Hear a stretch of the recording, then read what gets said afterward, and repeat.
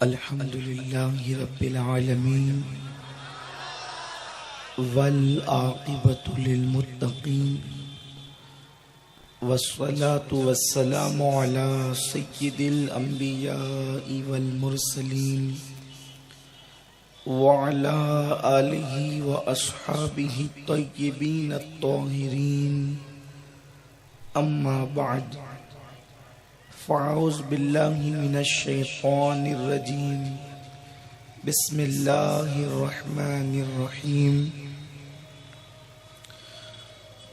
فانظر كيف كان عاقبة المجرمين صدق الله العظيم او كما قال غوث اعظم بمنے بے سرو ساما مددے قبلہ دین مددے کعبہ ایمان مددے بگرداب بلا افتاد کشتی ضعیفانو شکستہ رات پشتی بحق کے خواجہ عثمان ہارون مدد کن یا معین الدین چشتی مدد کن یا معین الدین چشتی مدد کن یا معین الدین چشتی. لائق صد احترام حضرت علامہ سید مومن اکبر باپو صاحب، جملہ سادات کرام، علماء ذوی الاحترام، حاضرین محفل، السلام علیکم ورحمۃ اللہ وبرکاتہ.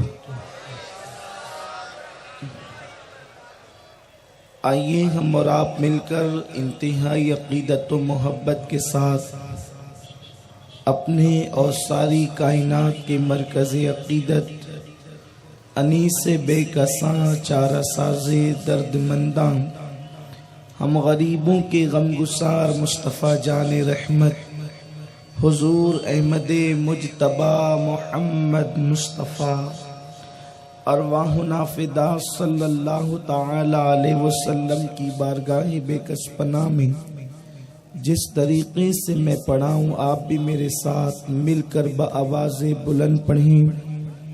الصلاۃ والسلام علیک یا رسول اللہ، الصلاۃ والسلام علیک یا نبی اللہ، الصلاۃ والسلام علیک یا حبیب اللہ، وعلی آلک و اصحابک یا نور اللہ، صلی اللہ تعالی علیک وسلم.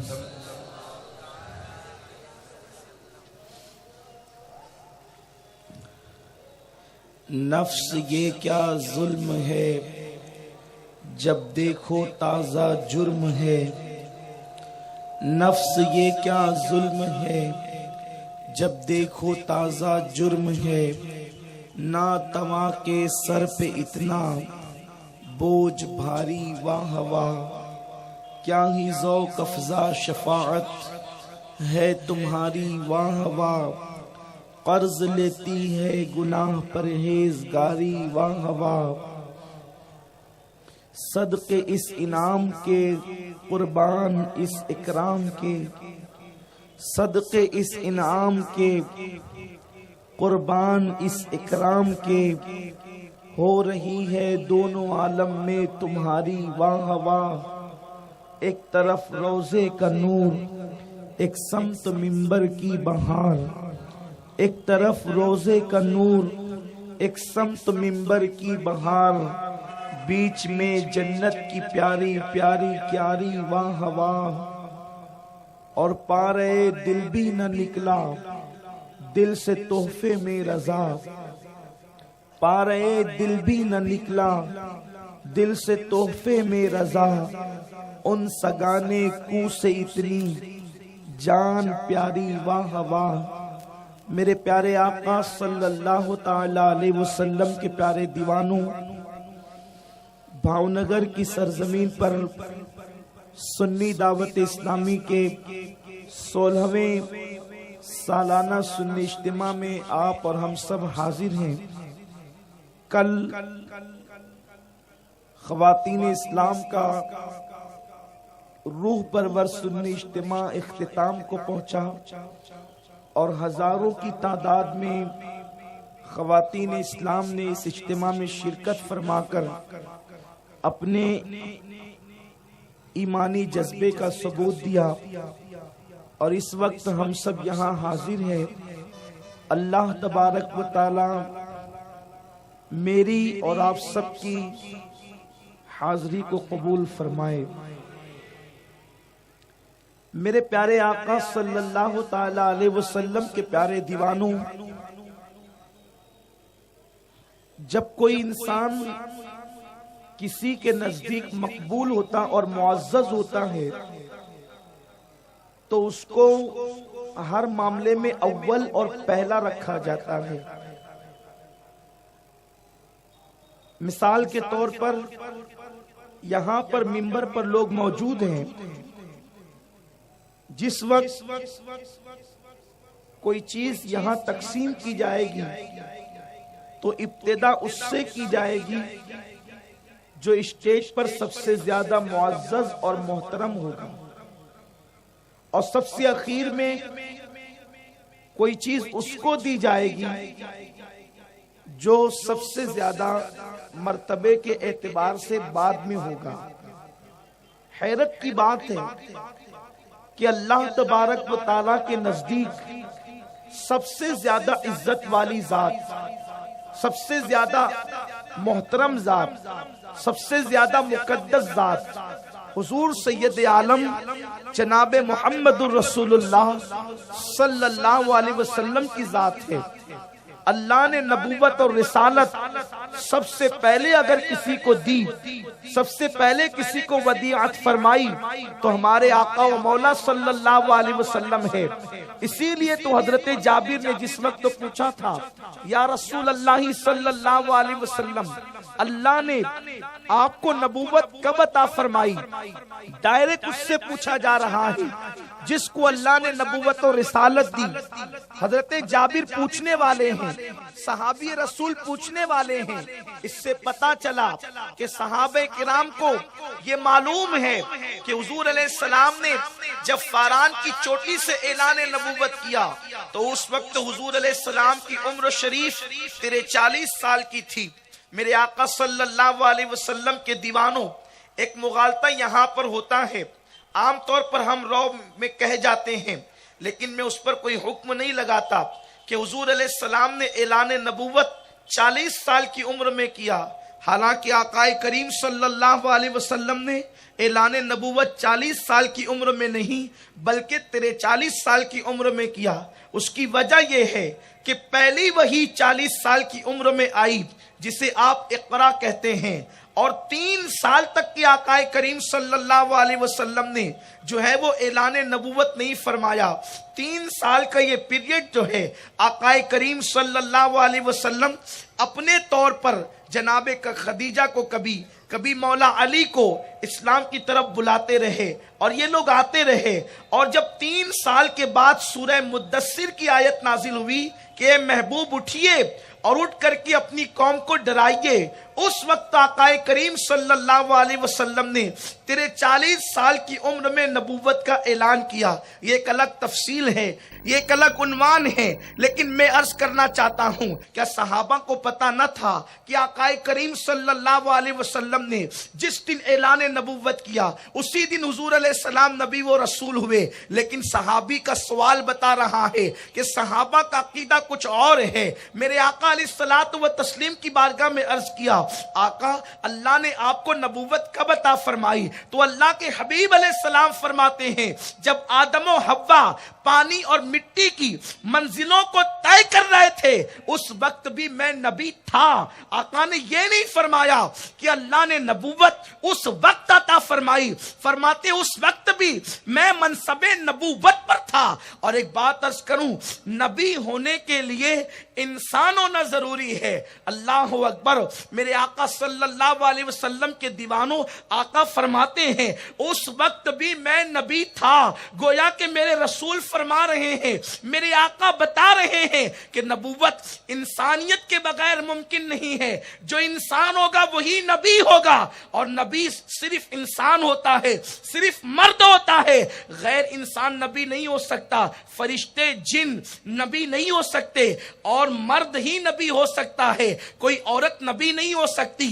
آقا فرماتے میں اس وقت بھی نبی تھا جس وقت آدم و حوا پانی اور مٹی کی درمیانی کیفیت میں تھے۔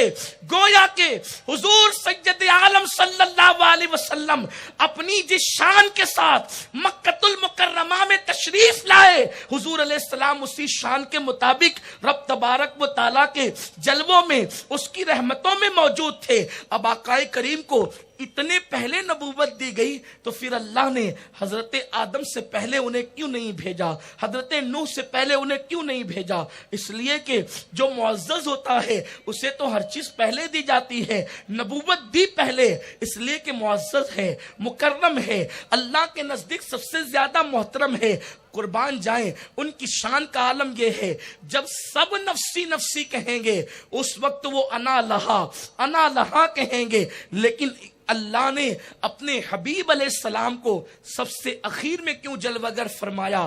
تو اس کی حکمت یہ ہے کہ اس میں بھی حضور علیہ السلام کا عزت، حضور کی عزت اور احترام ہے، کیونکہ اس امت کے بعد کوئی امت نہیں۔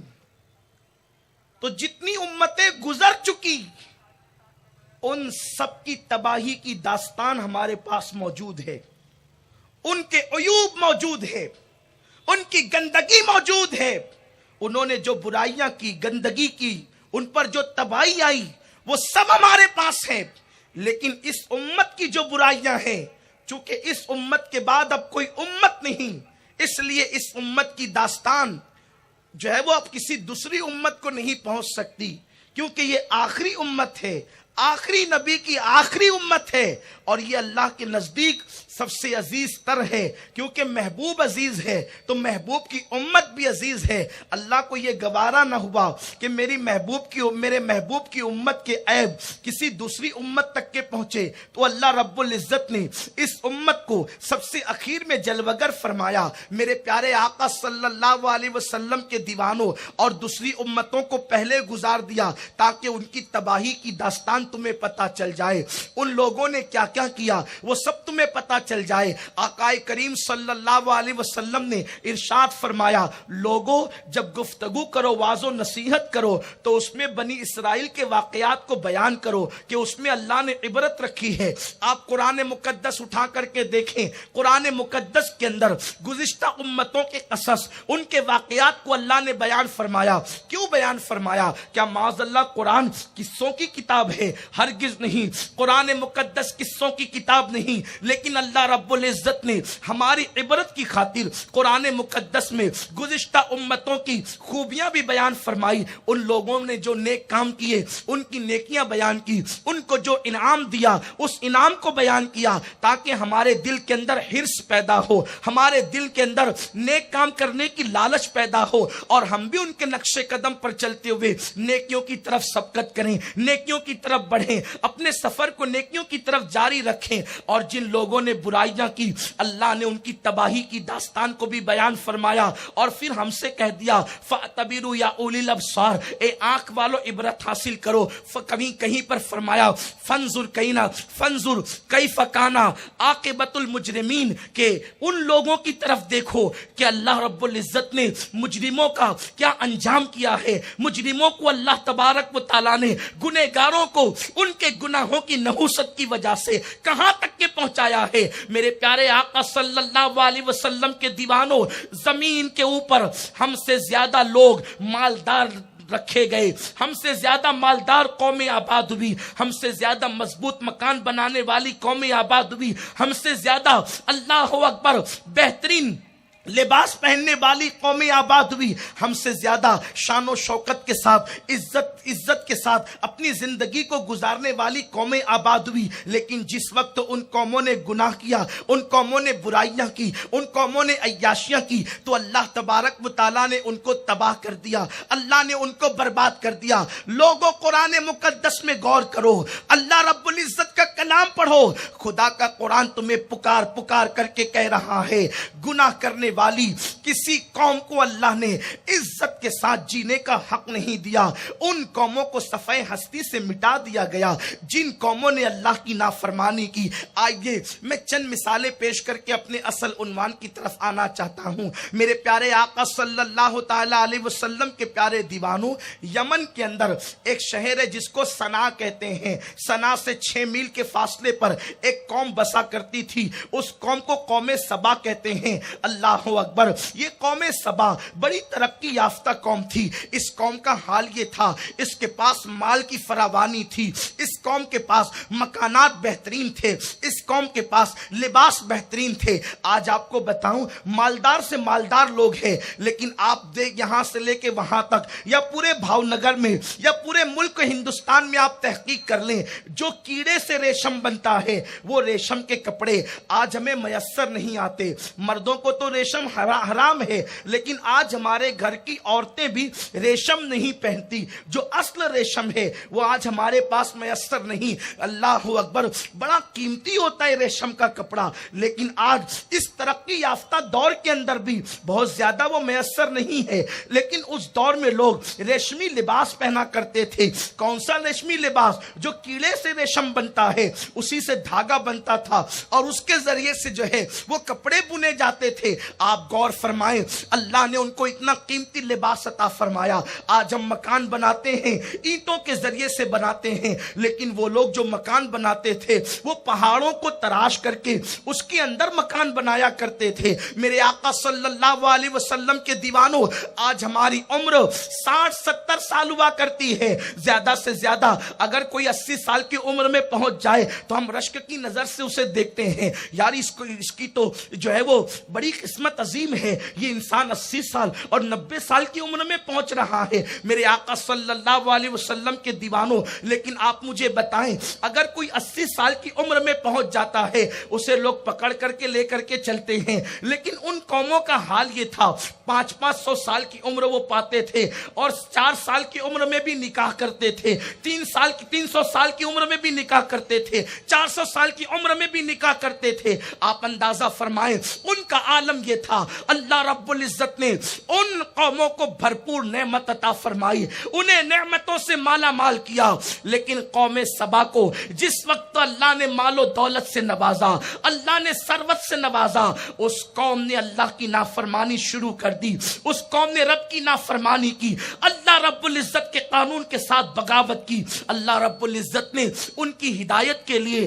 13 انبیاء کرام کو مبعوث فرمایا، 13 نبیوں کو جلوگر فرمایا۔ اللہ کسی قوم کو ہلاک نہیں کرتا اس وقت تک جب تک کہ اس کے اندر مصلح کو نہ بھیجتے، جب تک کہ اس کے اندر ہدایت کرنے والے کو نہ بھیجتے، جب تک کہ اس قوم کو واعظ و نصیحت کرنے والے کو اس قوم کے درمیان نہ بھیجتے۔ اللہ رب العزت نے ایک نہیں 13 نبیوں کو جلوگر فرمایا۔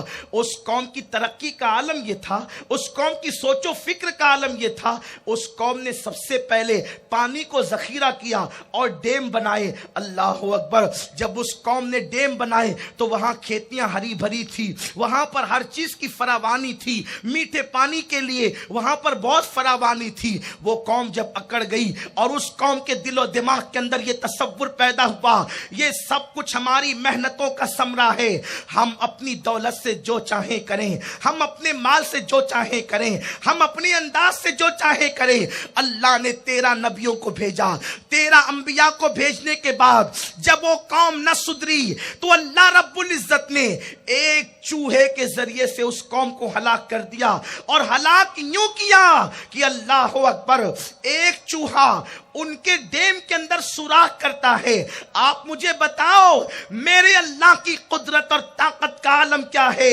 چوہا پتھر کو کاٹ نہیں سکتا، لیکن اللہ رب العزت نے ایک چوہے کو جب چن لیا تو اللہ نے اس کے اندر یہ طاقت عطا کر دی اس کے پیروں اور اس کے دانتوں میں کہ اس نے پہاڑ کو کاٹنا شروع کیا اور چھوٹا سا سوراخ جو ہے ان کے ڈیم کے اندر بن گیا. اور وہ سوراخ سے جب پانی گزرنے لگا تو ڈیم کا سوراخ بڑھتے بڑھتے بہت بڑا، اور اس کے بعد جب سیلاب آیا تو وہ قوم کو ہلاک کر دیا گیا، اس قوم کو تباہ کر دیا گیا، اس قوم کو برباد کر دیا گیا. میرے پیارے آقا صلی اللہ علیہ وسلم کے دیوانوں، اس طرح کی بے شمار قومیں ہم سے پہلے زمین پہ آباد ہوئی. اللہ اکبر. اسی زمین کے اوپر ایک مالدار تھا جس کا نام قارون تھا. یہ جناب موسیٰ علیہ السلام کے سگے چچا کا بیٹا تھا، حضرت موسیٰ علیہ السلام کا چچا زاد بھائی تھا. یہ اتنا اخلاق مند انسان تھا کہ اس کے اخلاق کے چرچے بنی اسرائیل کے اندر بہت بجا کرتے تھے، اس کے ڈنکے بجتے تھے بنی اسرائیل میں.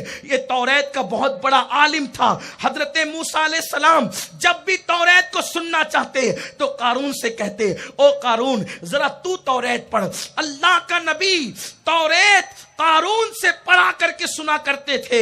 قارون کو کہتے تھے تجھے توریت پڑھنا ہے. وہ اخلاق مند بھی تھا، وہ عالم بھی تھا، وہ توریت کا بہترین قاری بھی تھا. اس کی آواز میں بلا کا جادو تھا. آپ غور فرمائیں، جب جناب موسیٰ جیسا پیغمبر توریت اللہ کی کتاب قارون سے سننا پسند کرتے ہو تو حال کیا ہوگا اس کا. لیکن جب اللہ نے اس کو مال و دولت سے نوازا تو قارون کی طبیعت بدلنا شروع ہوئی، حضرت موسیٰ علیہ السلام سے دور ہونا شروع ہوا. اور پھر ایک وقت وہ آیا کہ جب اس کے پاس اللہ رب العزت نے دولت کی اتنی فراوانی عطا کی. قرآن کہتا ہے کہ اللہ نے اس کو اتنی دولت دی تھی کہ اس کی تجوری کی چابیاں ایک بہت بڑی جماعت انسانوں کی اٹھایا کرتی تھی. اور مفسرین فرماتے تھے قارون کے خزانے کی چابیاں 70 اونٹ پر لاد کر کے لائی اور لے جائی جاتی تھی. ذرا غور کریں، چابیوں کا یہ عالم ہے تو تجوریوں کا عالم کیا ہوگا. اور تجوریاں اتنی زیادہ تھی تو مال کا عالم کیا ہوگا. لیکن اللہ رب العزت نے جس وقت زکوٰۃ کے احکام نازل فرمائے اور قارون کو بھی یہ بات پہنچی، اللہ کے پیغمبر نے فرمایا کہ زکوٰۃ تم پر فرض ہے. اس وقت لوگوں نے، جو خوش نصیب لوگ تھے، وہ اللہ رب العزت کے حکم پر سر تسلیم خم کر لیتے ہیں. قارون نے کہا ٹھیک ہے، میں بھی اپنی دولت میں سے ہزارواں حصہ جو ہے وہ زکوٰۃ کے طور پر ادا کر دوں گا. لیکن جب یہ بات سامنے آئی، قارون حساب کرنے کے لیے گھر پہنچا اور جب اس نے حساب کیا، حساب کرنے کے بعد جب اس کی آنکھیں پھٹ گئی، اتنی بڑی دولت مجھے اللہ کی راہ میں خرچ کرنی ہوگی. اس نے ایک ہیلا نکالا کہ کسی طرح سے زکوٰۃ دینے سے بچا جائے، اور اس کا طریقہ یہ ہوگا کہ حضرت موسیٰ کے کردار کو ڈیمیج کیا جائے، حضرت موسیٰ پر اعتراضات کیے جائیں. اس نے کیا کیا، راتوں رات جا کر کے ایک عورت کو پیسے پر پھسلایا اور کہا جب موسیٰ اپنی قوم میں خطاب کریں گے تو اس وقت تجھے حضرت موسیٰ پر زنا کا الزام لگانا ہوگا.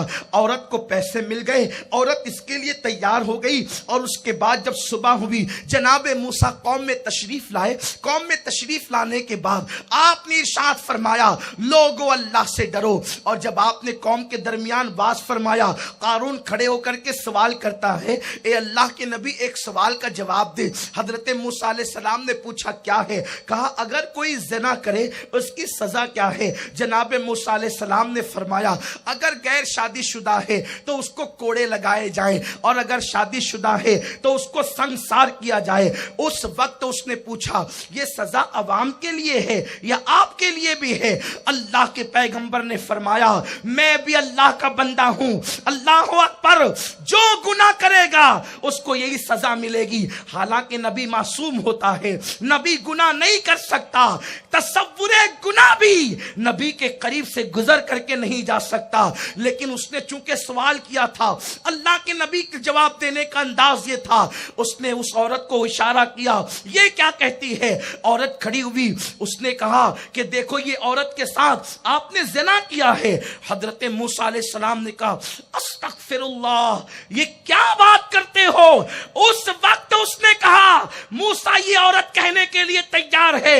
हजरत मूसा ने कहा, ए औरत ये बता, उस अल्लाह की कसम खाकर बता जिसने तुम्हारी नजरों के सामने फिरौन को गर्क किया, जिसने तौरात को मुझ पे नाजिल किया, उस रब की कसम खा करके बता, उस अल्लाह की कसम खा करके बता, उस रब की कसम जिसने तूर को तुम पर ऊंचा किया और उससे निजात अता फरमाई, उस रब की कसम खा के बता जिसने दरिया में तुम्हारे लिए रास्ते पैदा किए। जनाबे मूसा का रोब का आलम ये था, जब आप जलाल में आते तो आपके कपड़ों के अंदर से आपके बाल बाहर निकलते और आपके अमामे से शोले उठते हुए नजर आते। नबियों में सबसे जलाली पैगंबर जनाबे मूसा अलैहि सलाम थे, लेकिन कौम ऐसी थी कि हजरत मूसा पर इतना बदतरीन इल्जाम सिर्फ दौलत की वजह से लगाया।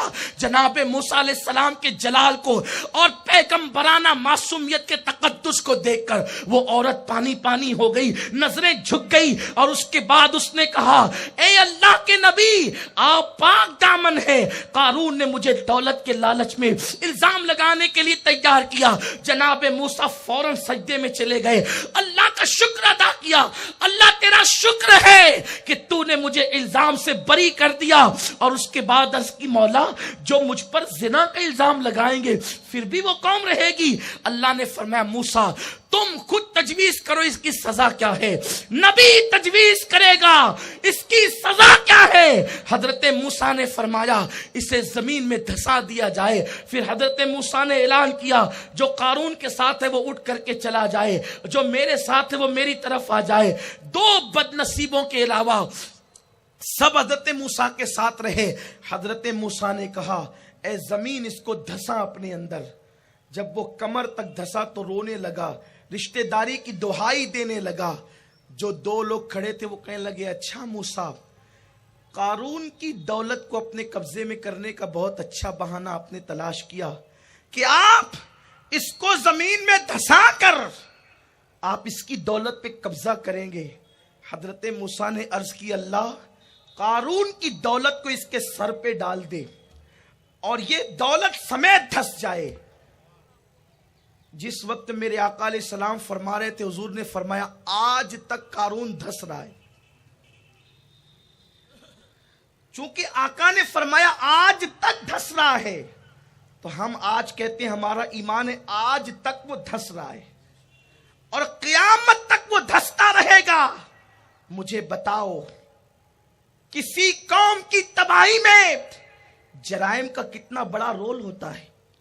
जब तक के कोई कौम अल्लाह की नाफरमानी नहीं करती, अल्लाह उस कौम को हलाकत की तरफ नहीं डालता। मेरा रब फरमाते, अल्लाह क्या करेगा तुम्हें अजाब देकर, अगर तुम अल्लाह के शुक्र वाले बंदे बनो। अजाब किसी को सजा क्यों दी जाती है? अगर कोई किसी को सजा देता है तो यह बताने के लिए कि मैं बड़ा हूं और तू छोटा है। जब उसकी बड़ाई का सभी इकरार कर रहे हैं तो उसे यह बताने की जरूरत क्या है कि वो बड़ा है। हर वक्त तो लोग उसे अल्लाह अकबर कह रहे हैं। ये समुंदर से उठती हुई मौजें उसकी तकबीर का सबूत दे रही है। ये आसमानों की बुलंदी उसकी बड़ाई का सबूत दे रही है। ये रोजाना निकलता हुआ सूरज उसकी किबरियाई का सबूत दे रहा है। सूरज रोजाना बताता है कि मशरिक से निकलता हूं, फिर अल्लाह मुझे हुकूमत देता है और शाम होते होते वो मेरी हुकूमत को छीन लेता है। वो कौन है जो रोजाना सितारों की अंजुमन को सजाता है और सुबह होते होते सितारों का नूर छीन लेता है? ये चमकते सितारे उसकी किबरियाई का सबूत है। ये डूबते हुए सितारे उसकी किबरियाई का सबूत है। ये आती हुई रातें उसकी किबरियाई का सबूत है। ये आते हुए दिन उसकी किबरियाई के सबूत है कोई ऐसा जो रात लाए और दिन लाए और फिर इतनी बड़ी रात जो पूरी दुनिया में अंधेरा कर देती है? जब सुबह आती है तो वो रात कहां चली जाती है? जब دن آتا ہے تو دن رات کا اندھیرا کہاں لپیٹ دیا جاتا ہے، اور جب رات آتی ہے تو دن کا اجالا کہاں لپیٹ دیا جاتا ہے۔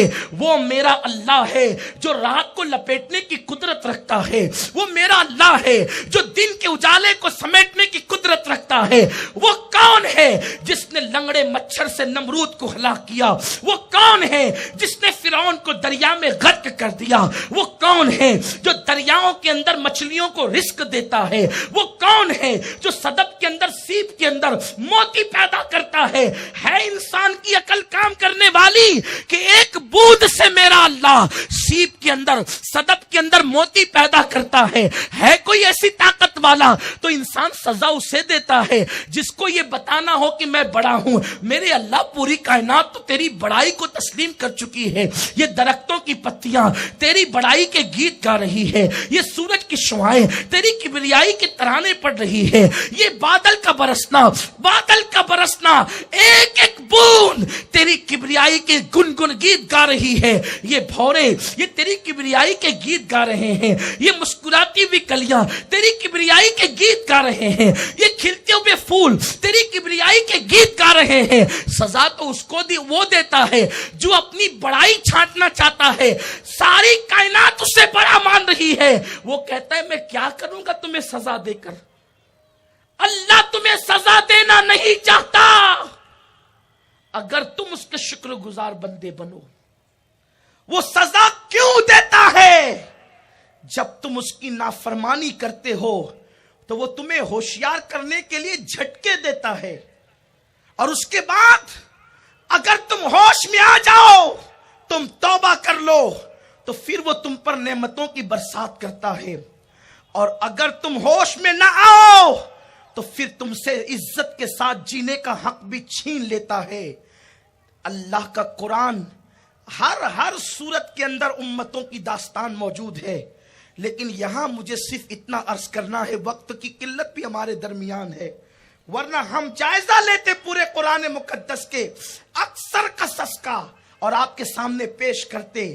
آپ مجھے بتاؤ، اس وقت پوری دنیا کا انسان پریشان ہے، بادشاہوں سے لے کر رعایا تک، امیروں سے لے کر غریب تک، اس وقت پوری دنیا کے اندر اکثریت دو طبقوں میں قوم بٹ چکی ہے، ایک کے ہاتھ میں چھری یا ہتھیار ہے اور دوسرے کی جان جا رہی ہے، یا مرنے والے یا مارنے والے، دو طبقے بن چکے ہیں۔ ملک شام ایسے تباہ ہو رہا ہے جیسے بکریوں کو ذبح کیا جاتا ہے، ویسے شامیوں کے گلے پر چھری چل رہی ہے۔ وہ یمن مبارک جس کے لیے رسول اللہ نے دعا کی تھی، اللہم بارک لنا فی یمننا، اللہ ہمارے یمن میں برکت عطا فرما، اس یمن کی سرزمین کی اینٹ سے اینٹ بج رہی ہے۔ وہ بغداد جس کو صدیوں سے عروس البلاد کہا جاتا تھا، وہ بغداد مقدس کی سرزمین خون سے رنگین ہو رہی ہے۔ دنیا کے حالات یہ ہے کہ اللہ اکبر، کہیں جانیں تلف ہو رہی ہے تلواروں سے، کئی بم دھماکوں سے۔ افریقہ کی سرزمین پر بھوک کی وجہ سے معصوم بچے دم توڑ رہے ہیں۔ بیت المقدس کی سرزمین پر مسلم بچیوں کی آبرو سرے بازار لوٹی جا رہی ہے۔ اے امت محمدیہ، یہ مصیبت کے بادل ہمارے سروں پہ کیوں منڈلا رہے ہیں؟ رب تبارک و تعالیٰ نے اعلان کیا، فَاعْتَبِرُوا يَا أُولِي الْأَبْصَارِ، اور اس وقت تو معاشیات کے ماہرین کہہ چکے 2016 ایسا مندی کا سال ہوگا کہ اب حالات پلٹتے ہوئے نظر نہیں آتے۔ 2017 تک کے مارکیٹ درست نہیں ہو سکتا، یہ پیشن گوئیاں ہو چکی۔ حالانکہ ایسی کسی پیشن گوئی پر ہم عقیدہ نہیں رکھتے، لیکن ان کے کہنے کے مطابق پوری دنیا کے معاشی حالات 2016 میں بد سے بدترین ہوں گے. زمین کی قیمت گھٹ رہی ہے, سونے کی قیمت گھٹ رہی ہے, یورو کی قیمت گر رہی ہے, پوری دنیا میں ہما ہمی ہے. لوگ چندہ دینے کے لیے آگے پیچھے ہو رہے ہیں, لوگ شادیوں کی تاریخ پکڑنے میں آگے پیچھے ہو رہے ہیں. یہ کیوں ہے؟ یاد رکھو, میرے اللہ نے تم پر دولت کے دروازے کھول دیے, میرے رب نے تم پر دولت کے دروازے کھول دیے تھے. اب یہ بھی کہہ سکتا ہوں کہ قارون جس خزانے پہ اتراتا تھا اس کی چابیاں 70 اونٹوں پہ لادی جاتی تھی. ہمارا ایک انسان, اس امت محمدیہ کا ایک انسان, چاہے وہ امت دعوت سے تعلق رکھتا ہو, چاہے امت اجابت سے تعلق رکھتا ہو, وہ اپنے ATM میں قارون سے زیادہ خزانہ لے کر جیب میں رکھ کر کے گھومتا ہے.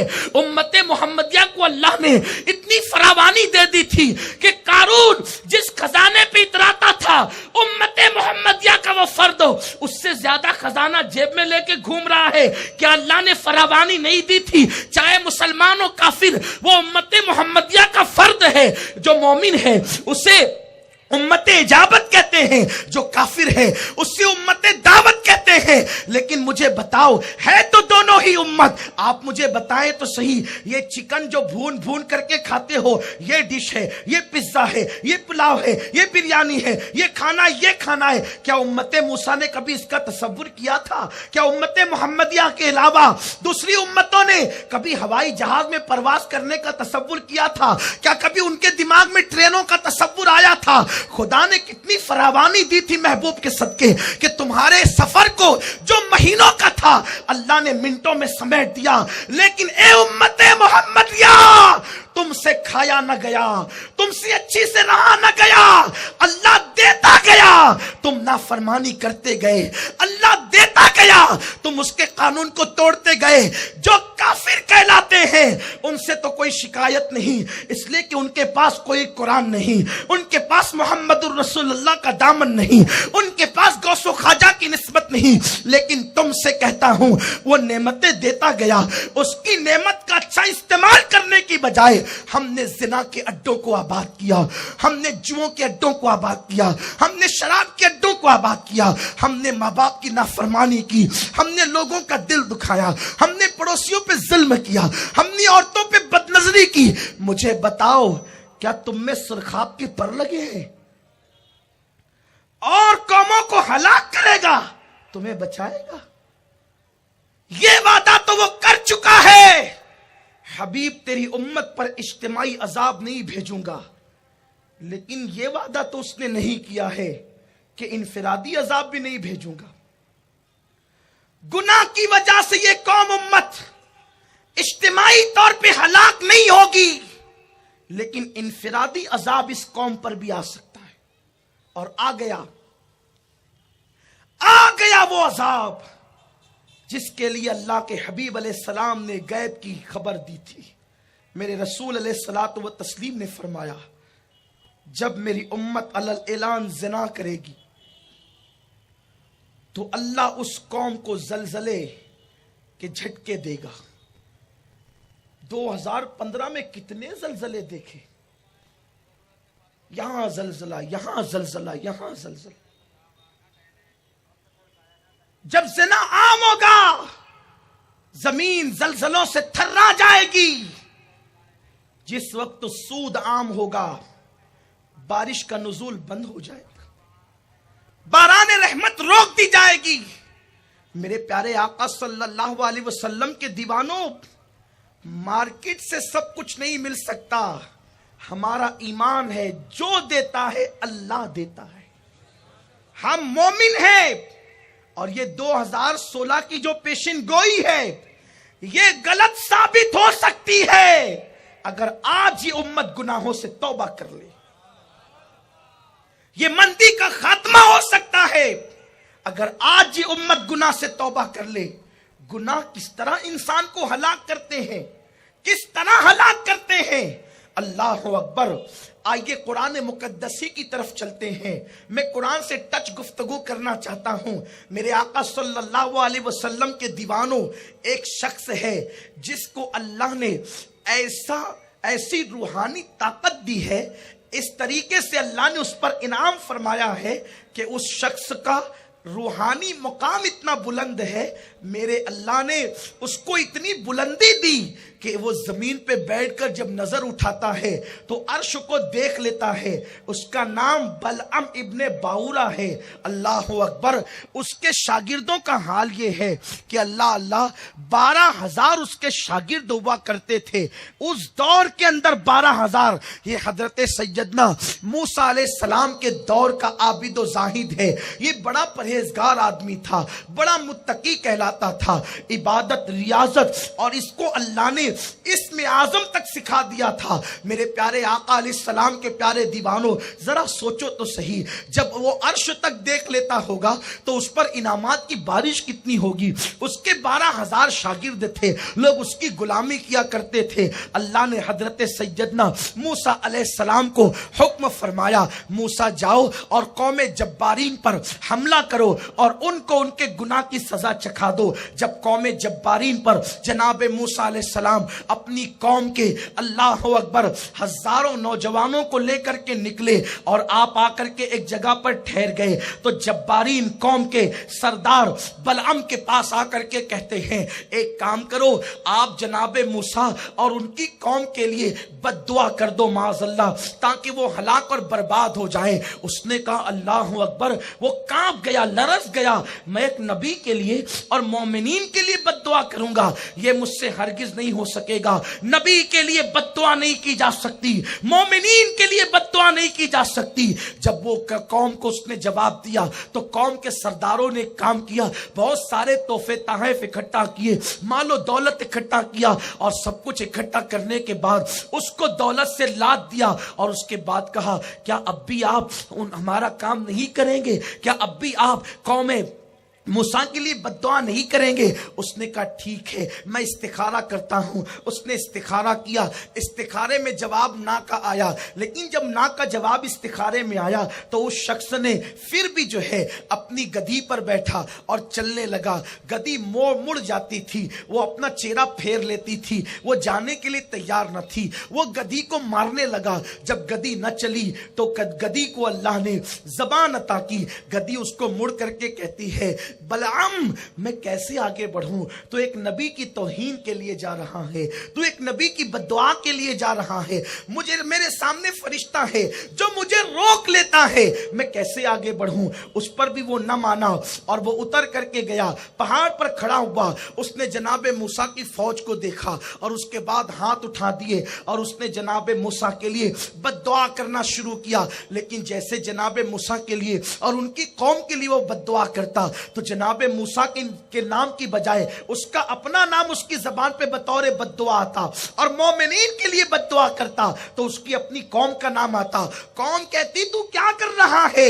تو اپنے لیے اور اپنی قوم کے لیے بددعا کر رہا ہے، جبکہ ہم نے تو تجھے موسیٰ اور اس کی قوم کے لیے بددعا کرنے کے لیے کہا۔ وہ شخص کہتا ہے زبان پہ میرا قابو اور کنٹرول نہیں۔ لوگوں سنو، اب تو دنیا اور آخرت تباہ ہو گئی۔ اس کی زبان اس کے سینے پہ لٹک گئی، اس سے روحانیت چھین لی گئی، اس سے طاقت و قوت چھین لی گئی، اور اس کے بعد وہ ذلیل کر دیا گیا۔ وہ رونے لگا، کہا دنیا اور آخرت تو تباہ ہوئی۔ قوم نے کہا چھوڑ، تیرا جو ہوا وہ ہوا، لیکن اب یہ بتا قوم موسیٰ سے نپٹے کیسے؟ بہت توجہ سے سننے کی بات ہے۔ اس نے یوں کہا کہ سنو سنو، بات یہ ہے کہ جناب موسیٰ کی قوم کو تم شکست دے سکتے ہو، وہ ہار جائے گی اور جناب موسیٰ واپس لوٹ جائیں گے۔ کہا وہ کیسے؟ کہا تم اپنی قوم کی خوبصورت لڑکیوں کو بنا سنوار کر کے اور سنگھار کرا کر کے تم جو ہے وہ نیم عریاں حالت میں، یعنی آدھے آدھے کپڑے پہنا کر موسیٰ کی قوم کے درمیان چھوڑ دو۔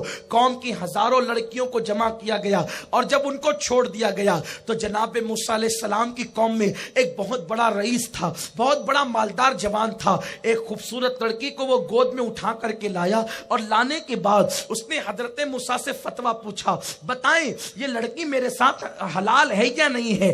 آپ میرے ساتھ اس کا نکاح کر دیں۔ حضرت موسیٰ نے کہا ہم جہاد کے لیے آئے ہیں، ہم نکاح کی محفلیں منعقد کرنے نہیں آئے ہیں، یہ لڑکی تجھ پہ حرام ہے اور میں اس کے ساتھ تیرا نکاح اس وقت تک تک نہیں کر سکتا جب تک میں اللہ کے حکم پہ عمل نہ کر لوں. اس نے لڑکی کو اٹھا کر اپنے خیمے میں لے گیا اور لے جا کر وہ زنا میں مصروف ہو گیا. ایک بندے نے زنا کیا, اس کے زنا کی نحوست یہ ہوئی کہ وہ ایک سیکنڈ کے اندر ایسی ہوا چلی کہ جناب موسیٰ کی قوم پر طاعون کی وبا پھیل گئی, پلیگ کی وبا پھیل گئی, اور ایک گھنٹے کے اندر 70,000 جوان مر گئے. 70,000 لاشیں کسے کہتے ہیں؟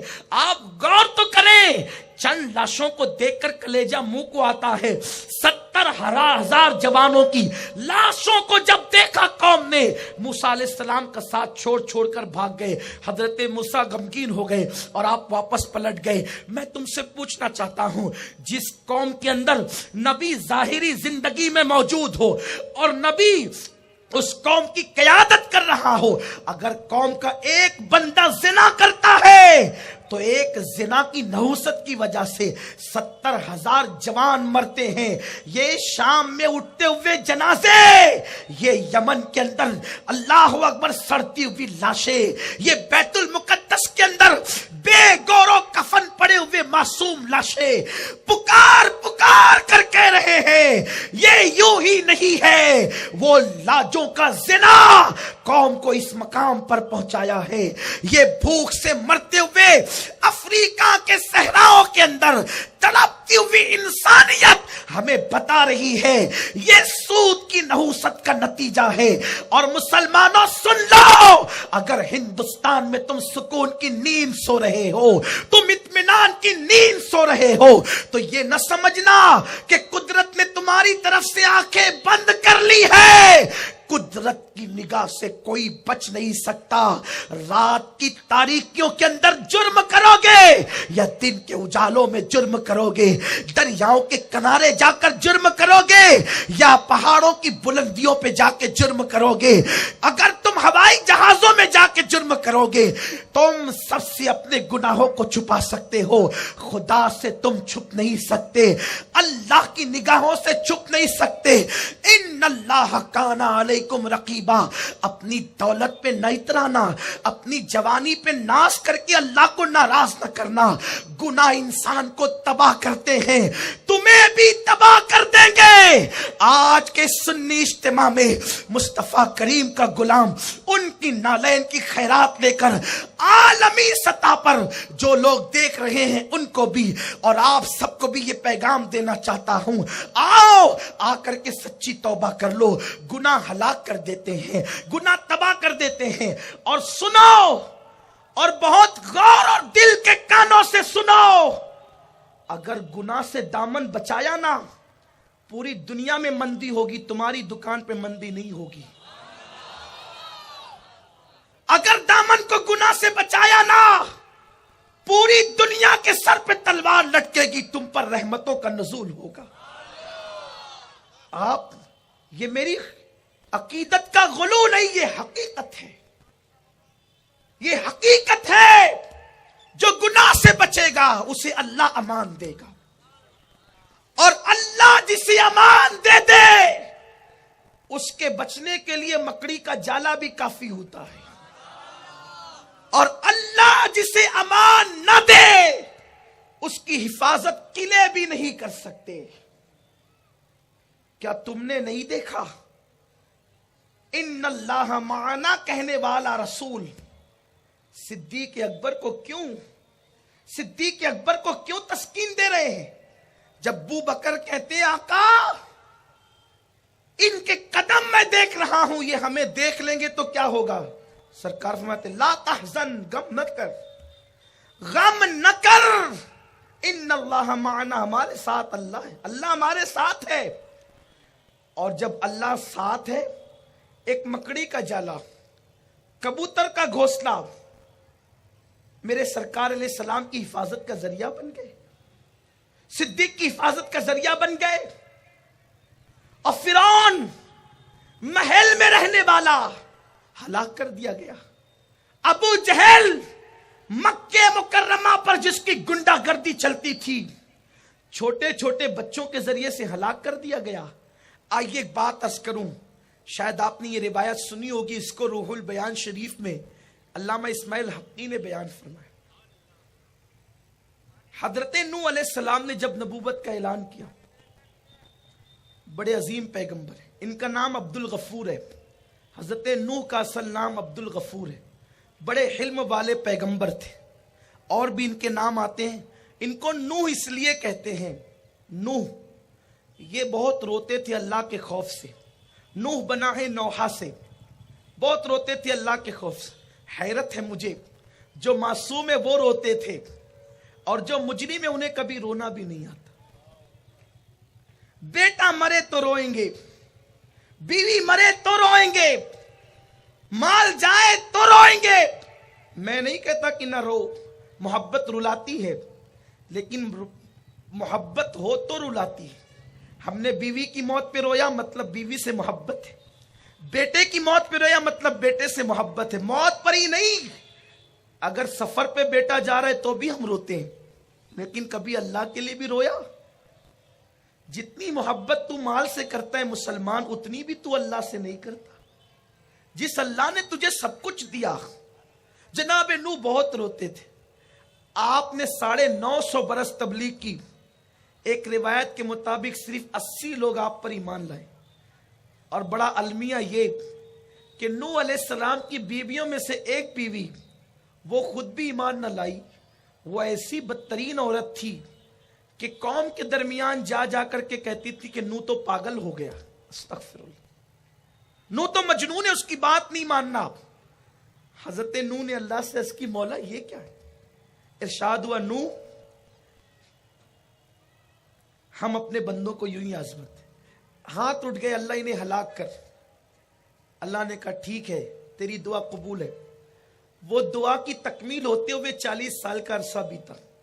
اللہ نے کہا نوح کشتی بناؤ۔ بہت تفصیلی واقعہ ہے، اس کی طرف نہیں جاتا، نہ واقعہ بتانا، اشارہ کرنا چاہتا ہوں۔ کشتی بناؤ۔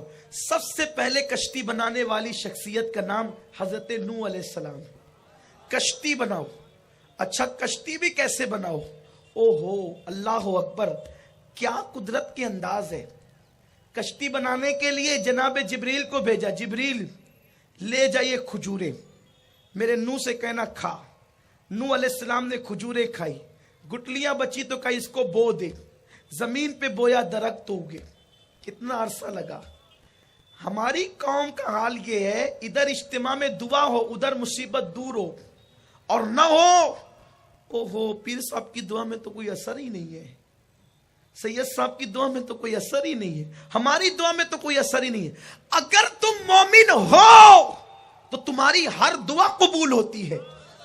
ارے جب نوح کی دعا کا اثر ظاہر ہونے میں 40 سال کا عرصہ لگا، تو تم چاہتے ہو کہ منٹوں میں تمہاری دعا کا اثر ظاہر ہو جائے؟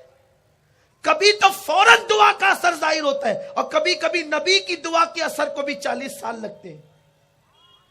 اللہ کی حکمت ہے ہر کام میں۔ اسے کمپیوٹر والا مسئلہ مت سمجھو، بندے ہو، بندوں کی طرح رہو، اور بندہ کہتے اسے ہے جس کی اپنی مرضی ہی نہ ہو۔ اپنی مرضی چھوڑ دو، اسی کو بندہ کہتے ہیں۔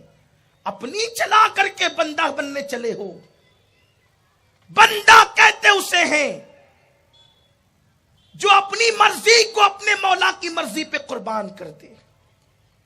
باتیں تو بہت سی ذہن میں آتی ہے، لیکن ڈوبتا ہوا سورج میرا دامن پکڑ کے کہتا ہے کہ رکنا ہوگا، کیونکہ ہمیں نماز کے لیے ابھی تیاری کرنی ہے۔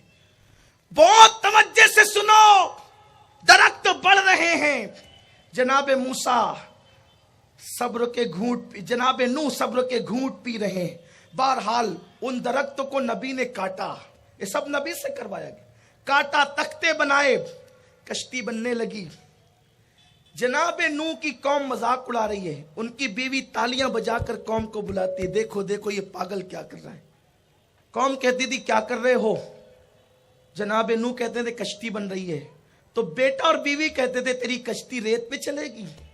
جناب نوح کہتے تھے میری کشتی چلے گی تو میرا اللہ چلانے کے لیے اسباب بھی پیدا کرے، ایسا طوفان آئے گا کہ موجیں اٹھے گی اور اس پہ صرف میری ہی کشتی چلے گی۔ انہوں نے کہا یہاں تو پانی کے بوند بوند کو لوگ ترسے، طوفان کہاں سے آئے گا؟ اور کشتی چلنے کے لیے بہت پانی کی ضرورت ہے، کہاں چلے گی یہ کشتی؟ وہ گناہ کرنے والی بیوی جناب نوح کو چیلنج کرتی ہے لیکن ایک بڑھیا تھی جناب نوح کی قوم میں، وہ آئی اپنے نبی کو کشتی بناتے دیکھا، کہا نوح کیا کر رہے ہو؟ کہا کشتی بناتا ہوں۔ کہا یہ کشتی کیا ہوتی ہے؟ اب بوڑھی عورتیں تو تکرار کرتی ہے، بڑھاپا ہوتا ہی ہے تکرار کے لیے۔ لوگ کہتے ہیں بچپنا اور بڑھاپا ایک ہوتا ہے۔ اللہ سے دعا کریں اللہ ہمیں سٹھیائے ہوئے بڑھاپے سے بچائے، یعنی اس بڑھاپے سے اللہ بچا لے جس میں عقل چلی جائے۔ ہاں حضور علیہ السلام کی یہ دعا ہے۔ بہت سے بوڑھے ایسے جس سے لوگ تنگ آ جاتے ہیں، اللہ یہ کیا بڑھاپا ہے یہ، اسی لیے میرے اللہ نے اپنے نبی کو بڑھاپے سے محفوظ رکھا۔ 63 سال کی عمر میں بھی رسول اللہ کے داڑھی کے 12 بال بھی سفید نہیں ہوئے تھے۔ حضور علیہ السلام کو جو دیکھتا تھا یا شباب کہہ کے پکارتا تھا، اے جوان کہہ کے پکارتا۔ اور اسی لیے اللہ جب اپنے بندوں کو جنت میں دیدار عطا کرے گا تو کوئی جنت میں بوڑھا نہیں ہوگا، سب کے سب جوان ہوں گے۔ بڑھاپا ایک بیماری اور ایسی جس کا کوئی علاج نہیں۔ بوڑھی آئی کہا کیا کر رہے؟ کہا کشتی بناتے ہیں۔ یہ کشتی کیا ہوتی ہے؟ کہا مائی طوفان آئے گا، جن لوگوں نے کفر کیا نافرمانی کی وہ سب بہیں گے اور کشتی میں ہمارے ایمان والے امتی داخل ہوں گے۔ اب میں بھی تو ایمان لائی۔ کہاں ہم تمہیں بھی اس میں شامل کریں گے اور تم بھی کشتی میں آؤ گی۔ دوسرے دن پھر آئی، حضرت نوح کا کام چالو ہے۔ کیا کر رہے ہیں آپ؟ کشتی میں مجھے لینا آپ نے کہا ہاں مائی ہم تمہیں لیں گے۔ تیسرے دن پھر آئی،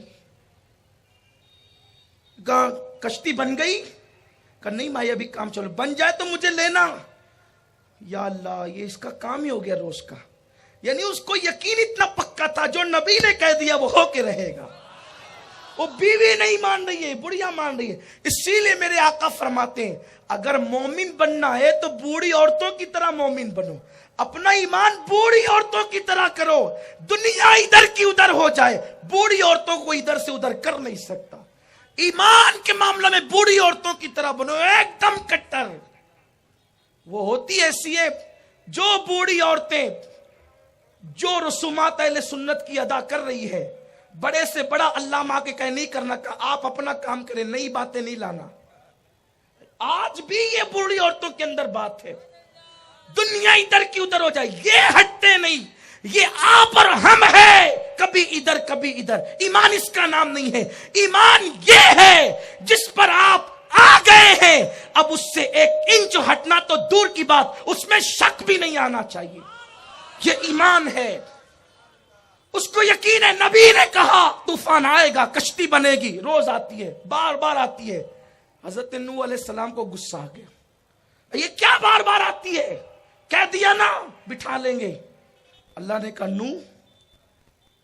نوح میری ایمان والی بندی کو تو نے ڈانٹا، اب نوح ایک کام کر، جا اور اس سے جا کر اس کے گھر جا، تو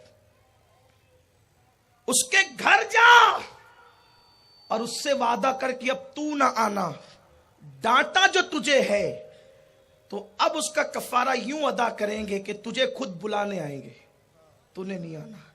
کیا احترام انسانیت ہے اسلام میں؟ پیغمبر نے ڈانٹا، یہ اس کی سعادت ہے، لیکن جناب نوح کو قدرت نے کہا تم جاؤ، گھر آئے۔ بڑھیا سے کہا مائی میں نے تجھے ڈانٹا لیکن اب تو نہیں آنا، میں تجھے لینے آؤں گا اور تجھے لے کر کے جاؤں گا جب طوفان آئے گا تو۔ اس نے کہا ٹھیک ہے، جب آپ کا وعدہ ہے تو پھر کوئی بات نہیں، لیکن جب طوفان آیا تو آپ جانتے ہیں اتنی ہما ہمی تھی، جانوروں کو بھی لینا تھا اندر۔ ایک ایک جوڑا حضرت نوح علیہ السلام نے سارے جانوروں کو لیا، پرندوں کا لیا، سب کو لیا، اور جو ایمان والے تھے ان کو بھی لیا۔ اور اس درمیان میں ایک حادثہ یوں پیش آیا جس سے نوح علیہ السلام کی توجہ بڑھیا کی طرف نہیں ہوئی کہ ان کا بیٹا سامنے آ گیا۔ جب بیٹا سامنے آیا تو پوری توجہ آپ کے بیٹے کی طرف ہو گئی۔ آپ نے بیٹے سے کہا بیٹا طوفان آ گیا، دیکھ میں نے کہا تھا نہ آ گیا، توبہ کر لے، میں تجھے شامل کر لوں گا، کشتی میں داخل کر لوں گا۔ اس نے کہا نا، آپ کے اللہ نے جو طوفان بھیجا میں پہاڑ پہ چڑھوں گا، پہاڑ پہ چڑھوں گا، پہاڑ پہ، اور آپ کے اللہ کی موجیں وہاں نہیں پہنچے گی۔ حضرت نوح علیہ السلام نے کہا نہیں بیٹے ایسا نہیں ہوگا، میرے اللہ کی موجیں وہاں تک پہنچ کر رہے گی، وہ قدرت والا ہے، وہ خفیہ تدبیر والا ہے۔ میرے سرکار فرماتے ہیں طوفان نوح میں اگر کوئی بچ سکتا تھا تو ایک 6 مہینے کا بچہ بچ سکتا تھا جو ایک ماں کی گود میں تھا. وہ ماں کافرہ تھی, وہ اپنے بچے کو بچانے کے لیے پہاڑ پہ چڑھی, لیکن وہاں بھی موجیں پہنچی. جب کمر تک اس عورت کے پانی پہنچا, اس نے بچے کو اٹھا لیا, اور پانی پہنچا اس نے کندھے پہ اٹھا لیا, اور پانی پہنچا اس نے سر پہ اٹھا لیا. وہاں بھی پانی پہنچا اور دونوں ڈوب گئے. بچے کا کیا قصور تھا؟ بچے کا قصور یہ تھا وہ گنہگار نہ تھا, لیکن وہ گنہگار کی گود میں تھا تو اللہ نے اس کو بھی ڈبا دیا. ہم کہتے ہیں ہم شراب نہیں پیتے, شرابی کی صحبت میں تو رہتے ہو. ہم سود نہیں لیتے, سود لینے والوں کی دینے والوں کی صحبت میں بھی تو رہتے ہو. یہ ہے قدرت کی خفیہ تدبیر. نوح علیہ السلام کا بیٹا سامنے, نوح علیہ السلام کہتے ہیں بیٹے توبہ کر آ جا. نہیں, آخر کار ایک لہر اٹھی. اللہ نے فرمایا نوح لیس من اہلک, اب یہ تیرا بیٹا نہ رہا, اور وہ ڈبا دیا گیا. کشتی چلتی رہی. 40 دن کے بعد کشتی کو کنارہ ملا. ایک بات یہ بھی بتا دوں عقیدے کی, نوح علیہ السلام کی کشتی کے جو تختے تھے وہ کم و بیش 1,24,000 تھے. اور آپ جب کشتی بناتے, تختے لگاتے, صبح کر کے دیکھتے تو پھر جیسا کہ ویسا. اللہ نے فرمایا نوح اگر تو چاہتا ہے کہ یہ تختے لگے کہ لگے رہیں تو اس میں تجھے چند تختے میری مرضی کے مطابق لگانے ہوں گے. چند تختے وہ ہوں گے جن میں ایک پر ابو بکر کا نام ہوگا, ایک پر عمر کا نام, ایک پر عثمان کا نام ہوگا, ایک پر علی کا نام ہوگا, ایک پر فاطمہ کا نام ہوگا, ایک پر حسن اور حسین کا نام ہوگا. ان ناموں کی برکت سے اللہ تیری کشتی کو کنارہ عطا فرمائے.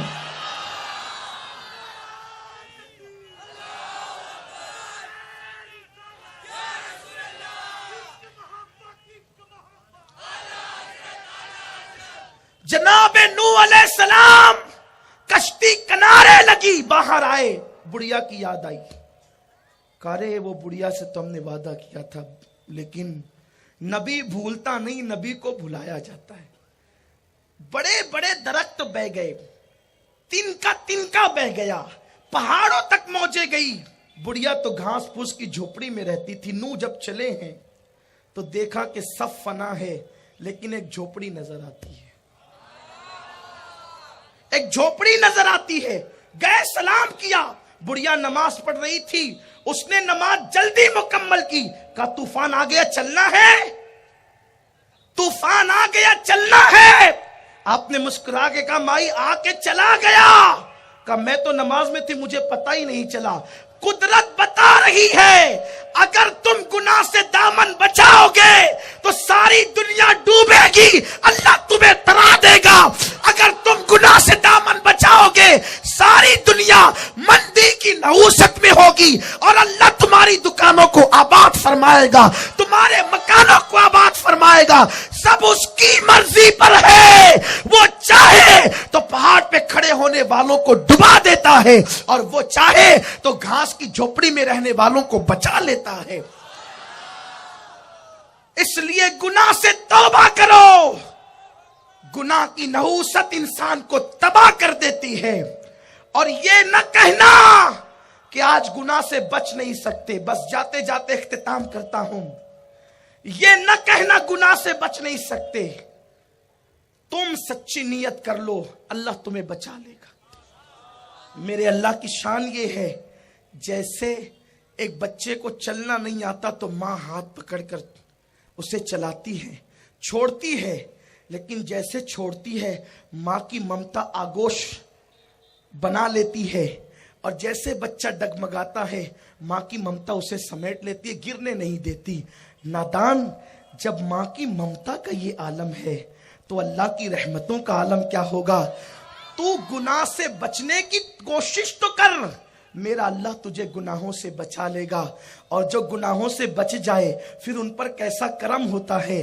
اب ذرا دل کے کانوں سے اختتامی جملوں کو سنیں اور سچی توبہ کی طرف آئیں. میرے آقا علیہ السلام کے دیوانوں, امام یافعی لکھتے ہیں ایک بزرگ ایسے تھے جن کے کفن سے خوشبو آئی, جن کی قبر سے آج تک خوشبو آتی. انہوں نے اپنے دور میں لکھا تھا کہ آج تک ان کی قبر سے خوشبو آتی ہے. کیوں خوشبو آتی ہے؟ وجہ یہ تھی، وہ جوانی کی دہلیز پہ قدم رکھا، تھے بڑے خوبصورت، بڑے حسین و جمیل تھے، کپڑے کی دکان پہ مزدوری کرتے تھے۔ ایک مالدار عورت کپڑے کی دکان سے گزری، ان پر نظر پڑی، وہ فریبتہ ہو گئی۔ اس نے پلان بنایا، اس لڑکے کے ساتھ مجھے بدفعلی کرنا ہے، زنا کرنا ہے، برائی کرنا ہے۔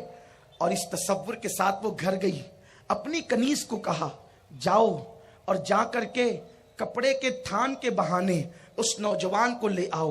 جب وہ جوان کو لایا گیا، جب وہ جوان آیا اور اس نے اندر داخل ہوا، دروازے پہ دروازے بند کر دیے گئے، دروازے پہ دروازے لگا دیے گئے، اور جب دروازے بند ہو گئے تو اس وقت تو اس نے تھان پھینکے، دیکھو کتنا اچھا کپڑا ہے۔ لڑکی نے کہا میری جان، کپڑے سے زیادہ خوبصورت تو تو ہے۔ نوجوان فوراً جو ہے وہ عجیب اس کی کیفیت ہو گئی، اور وہ تیش میں آ کر کھڑا ہو گیا، اور کھڑے ہو کر کہتے کیا بکتی ہو؟ لڑکی نے دامن پکڑا، سارے دروازے بند ہے، اب تجھے میرے ساتھ زنا کرنا ہوگا، اسی لیے تجھے بلایا ہے۔ اس نے کہا مگر؟ کہا اگر تو ایسا نہیں کرے گا میں تجھے ذلیل کر دوں گی، چلاؤں گی، چیخوں گی، بستی کے لوگ آئیں گے، تو ذلیل ہوگا، یا ذلیل ہو جا یا زنا کر۔ اس نے سوچا دو چیزیں، ایک عزت پہ آنچ آتی ہے، یعنی بندوں کے درمیان ذلیل ہونا، اور ایک اللہ کی بارگاہ میں ذلیل ہونا، کیا کریں؟ اس نے سوچا دونوں سے بچنا ہے۔ اس نے کہا ایک کام کر، مجھے استنجا کی حاجت ہے، پہلے استنجا کرنے دے، پھر بعد میں جو ہوگا ہوگا۔ اس نے سوچا اتنا ٹائم تو مجھے ملے گا سوچنے کے لیے کہ کچھ کرنا ہے۔ اس نے کہا میں تجھے باہر نہیں جانے دوں گی، میرے گھر کی چھت پر بالا خانے پر استنجا خانہ موجود ہے۔ وہ اوپر گیا، دروازہ بند کیا، سوچنے لگا کیا کروں، گندگی اندر تھی۔ اس نے سوچا اس کو میری سفید جلد سے محبت ہے، میرے جسم کی خوشبو سے محبت ہے، کیوں نہ ایک کام کرتے ہیں، اگر ہم گناہ کا دھبا دامن پہ لگا دیں گے، 7 سمندروں کا پانی بھی اس کو دھل نہیں سکتا، اور اگر ہم گندگی بدن پہ مل لیں تو پانی تو اس کو دھل سکتا ہے۔ اس نے نکالی گندگی اور بدن پہ ملنا شروع کیا۔ میری قوم کو نجاست سے جتنی نفرت ہے، کاش کہ اتنی نفرت گناہ سے ہو جائے۔ نجاست سے بڑی نجاست گناہ کی ہے۔ حیرت ہے، نجاست آئے تو ناک پہ کپڑا رکھتے ہو اور گناہوں کے قریب جاتے ہو۔ ہم سے بڑھ کر کے مجنون کون ہوگا، پاگل کون ہوگا کہ ہم جو نجاست پانی سے دھلی جا سکتی ہے اس سے تو نفرت کرنا چاہیے، لیکن گناہ سے نفرت نہیں کر رہے ہو۔ گناہ کی نحوست وہ ہے کہ 7 سمندروں کا پانی بھی اگر انسان کے گناہ کو دھلنا چاہے تو نہیں دھل سکتا۔ گناہ کی نحوست یہ ہے۔ اس نے نکالی گندگی، بدن پہ ملنا شروع کیا، اور جب گندگی مل کے باہر آیا تو پورا جسم بدبو مار رہا تھا۔ لڑکی چلانے لگی پاگل پاگل، اور اس نے جلدی سے دروازے کھلوا دیے، نکل کر بھاگے۔ بھاگنے کے بعد گھر گئے، غسل کیا تو ساری نجاست ختم ہو گئی، خوشبو لگائی، 2 رکعت نماز پڑھی۔ اللہ تیرا شکر ہے کہ تو نے مجھے اتنے بڑے گناہ سے بچا لیا۔ اور بیٹھ کر کے رو رہے تھے، اگر یہ گناہ سے میں نہ بچتا تو میرا انجام کیا ہوتا، میرا حال کیا ہوتا۔ اللہ اکبر۔ یہ روتے روتے آنکھ لگی، جیسے ہی آنکھ لگی تو دیکھا ایک خوبصورت بزرگ اس کے خواب میں تشریف لائے اور سلام کیا۔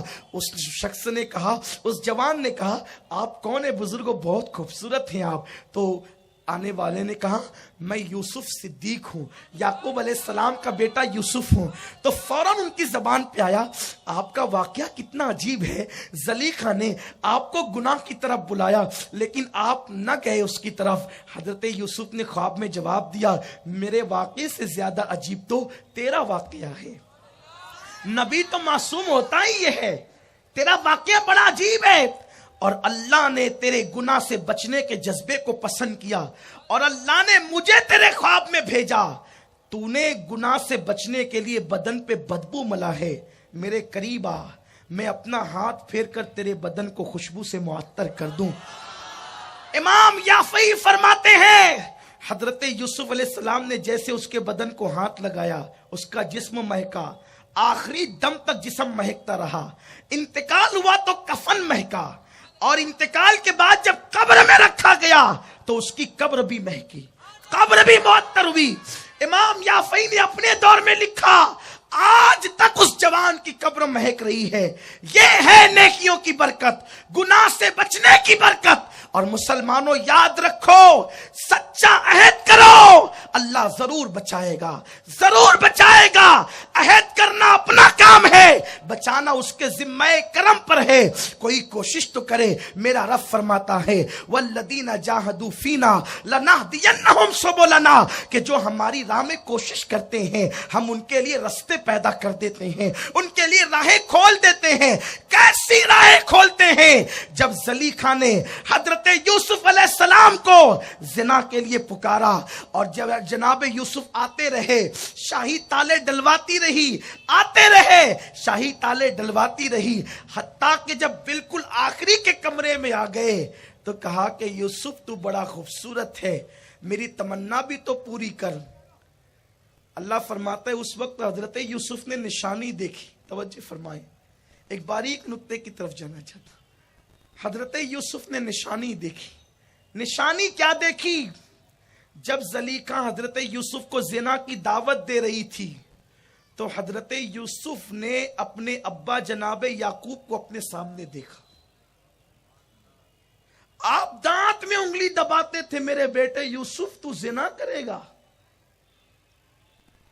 قرآن نے اس طرف اشارہ کیا ہے، پتہ چلا نبی ہوتا کہیں ہے، نبی ہوتا کہیں ہے، لیکن طاقت نبوت سے وہ جہاں چاہتا ہے جا سکتا ہے۔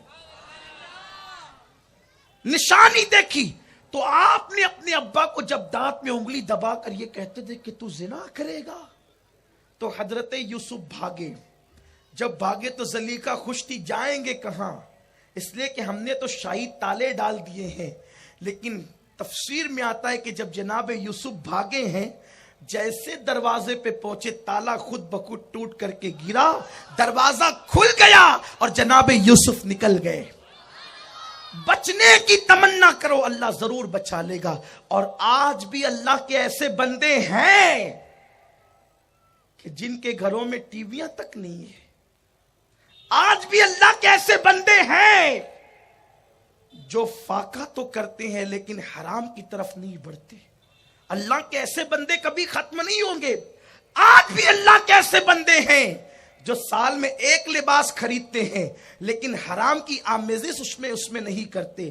آج بھی اللہ کے ایسے بندے ہیں کہ جو اپنی راتوں کو مصلے پر گزارتے ہیں۔ آج بھی اللہ کے ایسے بندے ہیں جو گناہ سے بچ کر زندگی کو گزارتے ہیں۔ مسلمانوں، گناہ سے کبھی کسی کو عزت ملی ہے نہ ہمیں مل سکتی ہے۔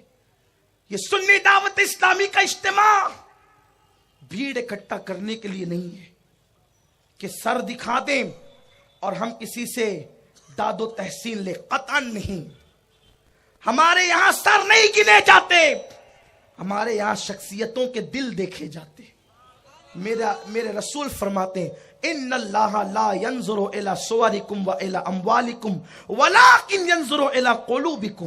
اللہ نہ تمہارے چہرے دیکھتا ہے نہ تمہارے مال، اللہ تو تمہارے دل دیکھتا ہے۔ اور یہ دل سیاہ ہوتے ہیں گناہ کی وجہ سے۔ آقا کریم علیہ السلام فرماتے ہیں جو گناہ کرتا ہے تو اس کے دل پر ایک سیاہ نقطہ پڑ جاتا ہے، توبہ کر لے تو نقطہ مٹ جاتا ہے، اور گناہ کرے تو وہ پھر بڑھتا ہے، پھر بڑھتا ہے، پھر بڑھتا ہے، پھر بڑھتا ہے، حتیٰ کہ انسان کا پورا دل کالا ہو جاتا ہے۔ پھر بھی وہ گناہ کرتا ہے تو اس کا دل پلٹ دیا جاتا ہے اور اس پر مہر لگا دی جاتی ہے۔ پھر اس کے دل پہ تقریریں اثر نہیں کرتی، اس کے دل پر تحریریں اثر نہیں کرتی۔ جب اس کے سامنے اللہ کے عذاب کی بات کی جاتی ہے وہ مسکراتا اور ہنستا ہے۔ جب اس کو اللہ سے ڈرایا جاتا ہے اس کے کانوں کے ذریعے بات دل پر اثر نہیں کرتی۔ مسلمانوں کو ایسا تو نہیں، ہم کتنی تقریریں سنتے ہیں، آئے تھے داڑھی منڈے گئے داڑھی منڈے، آئے تھے بے نمازی گئے بے نمازی، آئے تھے گناہ کرتے کرتے گئے گناہ کرتے کرتے۔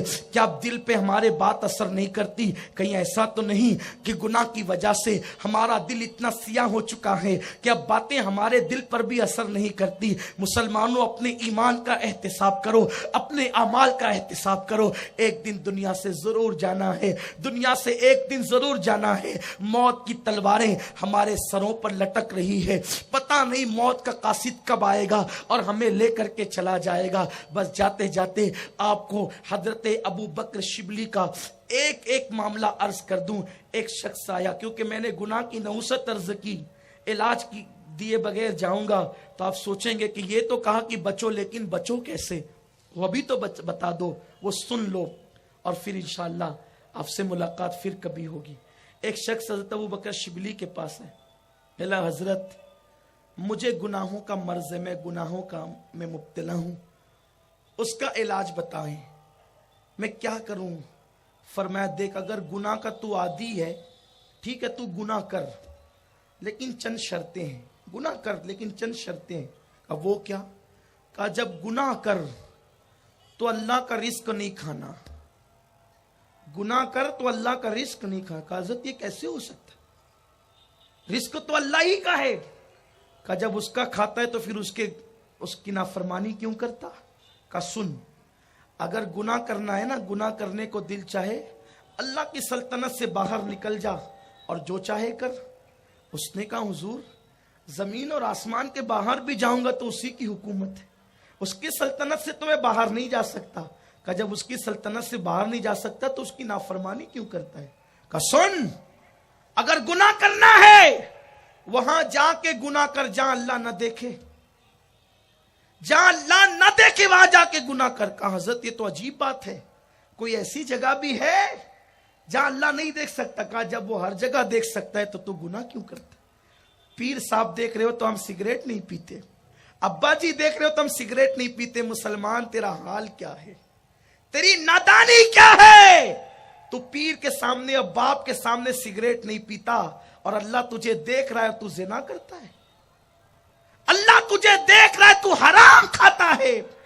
اللہ تجھے دیکھ رہا ہے تو عورتوں پہ بدنظری کرتا ہے. یہی نہ کہ تو نے سب کا احترام کیا, اللہ کا نہ کیا, اللہ کا نہ کیا. جب گناہ پہ دل آمادہ کرے, نفس گناہ پر ابھارے, تو یہ تصور کرو کہ مجھے میرا اللہ دیکھ رہا ہے, اور جو دینے پہ قدرت رکھتا ہے وہ چھیننے پہ بھی قدرت رکھتا ہے. تو فرمایا اگر گناہ کرنا ہے تو وہاں جا کے کر جہاں اللہ نہیں دیکھتا. کہا وہ تو ہر جگہ دیکھتا ہے. کہا پھر گناہ کیوں کرتا ہے؟ پھر کہا دیکھ, اگر تجھے گناہ ہی کرنا ہے تو جب ملک الموت آئے تو ان سے کہنا ابھی جاؤ, جب میں توبہ کر لوں گا پھر آنا. کہا حضور یہ تو ہو نہیں سکتا, وہ آئے گا تو مجھے مہلت نہیں دے گا, جب مہلت نہیں دے گا بیٹے تو گناہ کیوں کرتا ہے؟ کہا ٹھیک ہے, اگر ایسی بات ہے تو یہ کرنا کہ جب قبر میں منکر نکیر آئیں گے اور پوچھیں گے سوال تو ان سے کہنا کہ چلو جاؤ یہاں سے, ہم جواب نہیں دیتے. کہا یہ تو اور نہیں ہو سکتا, وہ تو مجھ سے پوچھیں گے ہی پوچھیں گے. کہا جب قبر میں جواب دینا ہے تو پھر گناہ کیوں کرتا؟ پھر اس کے بعد کا ٹھیک ہے, اگر یہ بھی نہیں کر سکتا تو ایک کام کرنا, قیامت میں جب اللہ کے فرشتے کہے چل جہنم میں, اکڑ جانا, میں نہیں آتا. کہا یہ تو اور بھی ناممکن ہے, وہ تو گھسیٹ کر کے لے جائیں گے. کہا بندے جب تیرے اختیار میں کچھ نہیں ہے تو پھر تو گناہ کیوں کرتا؟ اللہ نے تھوڑی سی زندگی تو اس لیے دی ہے, الذی خلق الموت والحیات لیبلوکم ایکم احسن عملا. ہم نے موت اور زندگی کو پیدا کر کے تمہیں آزمایا ہے کہ کون تھوڑی سی زندگی کو پا کر اچھا عمل کرتا ہے. اچھا عمل کرو, جب اچھے عمل کی برکت سے جنت مل سکتی ہے تو دنیا کی نوٹ کیوں نہیں مل سکتی؟ جب اچھے عمل کی برکت سے جنت کی حوریں مل سکتی ہے تو نیک بیویاں دنیا میں کیوں نہیں مل سکتی؟ جب اچھے عمل کی برکت سے قبر میں جنت کا بستر مل سکتا ہے تو یہاں نرم گدے کیوں نہیں مل سکتے؟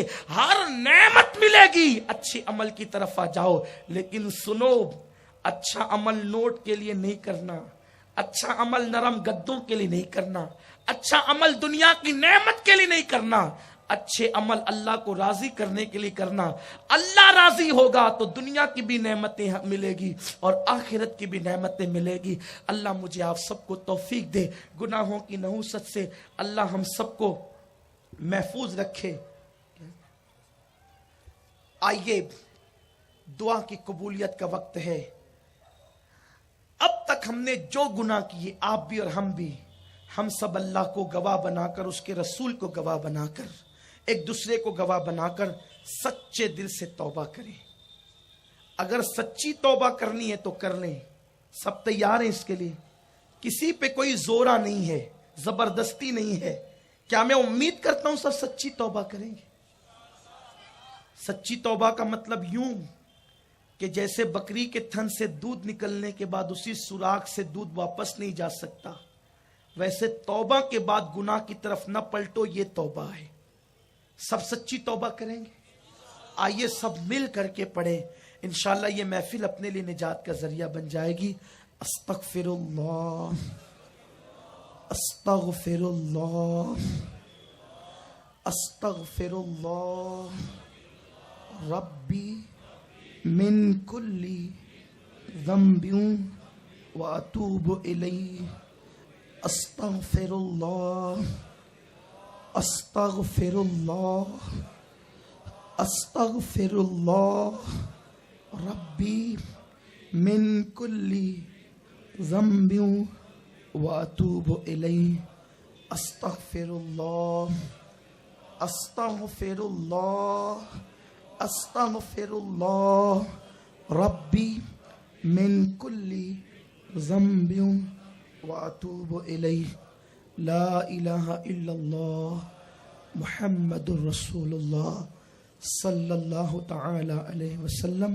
اللہ ہم سب کو سچی توبہ پر استقامت عطا فرمائے، اور اللہ تجھ سے دعا ہے کہ تیرے کروڑ کروڑ احسان ہے، بس ایک کرم اور ایسا کر دے، اگر ہم گناہ کرنا بھی چاہیں تو تو اپنے کرم سے ہمیں گناہوں سے بچا لے، اور اللہ ہم نے پہلے جو کچھ کیا ہماری توبہ کو قبول فرما، ہمارے گناہوں کو معاف فرما۔